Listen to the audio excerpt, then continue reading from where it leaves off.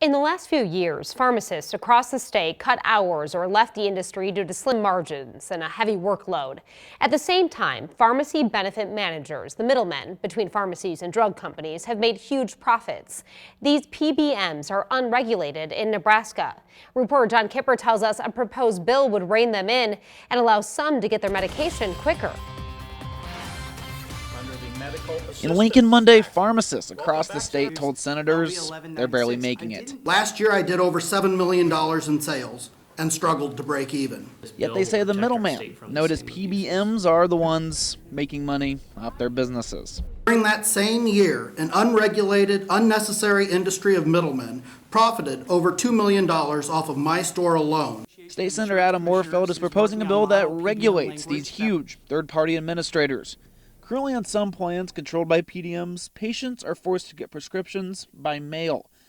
That includes Amy Pick, whose son has arthritis and needs 2 medications. She says she can pick the first one up at her local pharmacy, but her PBM forces her to receive her second by mail order.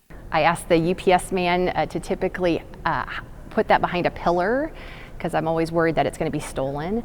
It's about $5,000 worth of medications, and that sits outside until I can get home from work and then bring it in and then put it in the refrigerator. The bill would give patients the option to simply pick up their meds. I just want the ability to go to my local community pharmacy and also receive this medication.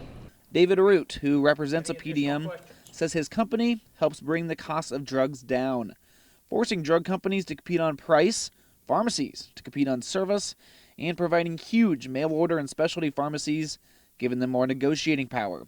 In response to Pick's situation, he says it's up to employers to pick a plan, even if it's a more restrictive mail order one. They're allowed to have that choice if they want to, exercising the savings that the PBMs can offer through a mail order program of scale.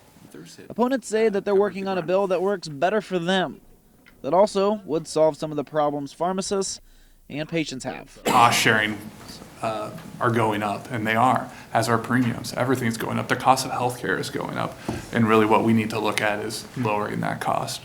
In Lincoln, John Kipper, 3 News Now. The bill would also force an audit on all PBMs. Supporters say when other states have done this, they found that PBMs are underpaying pharmacies.